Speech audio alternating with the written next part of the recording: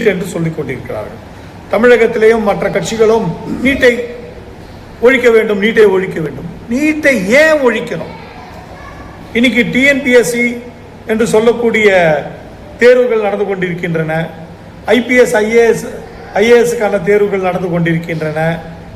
மற்ற எந்த துறை, காவல்துறையை சார்ந்தது கூட செலெக்ஷன் முறையில் என்று நடந்து கொண்டிருக்கின்றன. எல்லா இடத்துலையும் முறைகேடுகள் இருக்கிறது. அதுதான் நீட்லேயும் இருக்கு. நமக்கு இந்தியா முழுக்க மாநிலங்களில் பார்த்தீங்கன்னாக்கா சிலபஸ்கள் ஒன்றமைந்த சிலபஸ் இல்லை, மாறுபடுகிறது. இதையெல்லாம் சரி செய்ய வேண்டும். இதற்கு முன்னெடுப்பு அரசு செய்ய வேண்டும். இப்போ வழக்கறிஞரான இப்போ எங்களை எடுத்துக்கிட்டீங்கன்னாக்கா நாங்கள் என்ரோல்மெண்ட் பண்ணதுக்கு அப்புறம் கூட ஆல் இண்டியா பார் எக்ஸாமினேஷன் இருக்கிறது.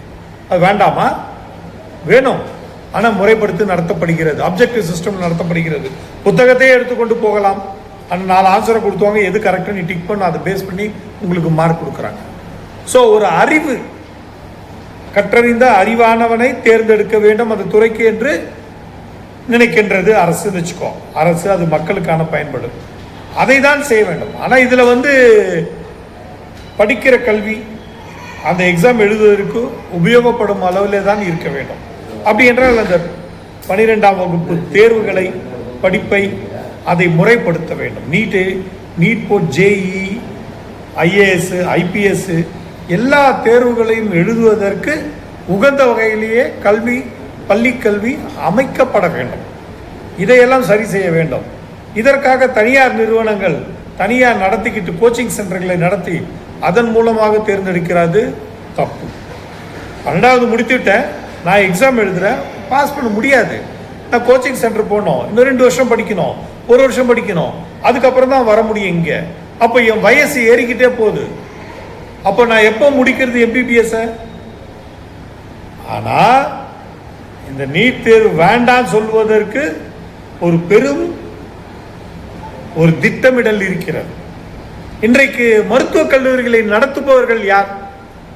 எல்லாம் கோடிகளுக்கு கோடிகள் அதிபதிகள் தான். ஜெகத் ரட்சகன் திமுக சார்ந்த ஒரு எம்பி, அவர் நடத்துறாரு. எத்தனை கல்லூரிகள் நடத்துறாரு தெரியுங்களா?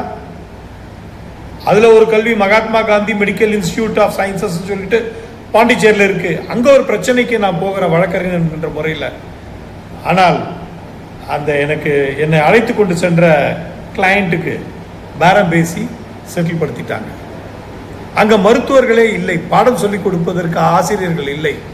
இன்ஸ்பெக்ஷன் வரும்போது மட்டும்தான் இருக்கும். மீதி நேரத்தில் கண் போரை சிகிச்சை செய்தவர்களை எல்லாம் எங்கள் பெட்டில் படுத்துக்கிட்டு இருக்காங்க பாருங்க, பெட்டெல்லாம் ஃபுல்லாக இருக்குதுன்னு காட்டக்கூடிய நிலைமை இருக்கிறது.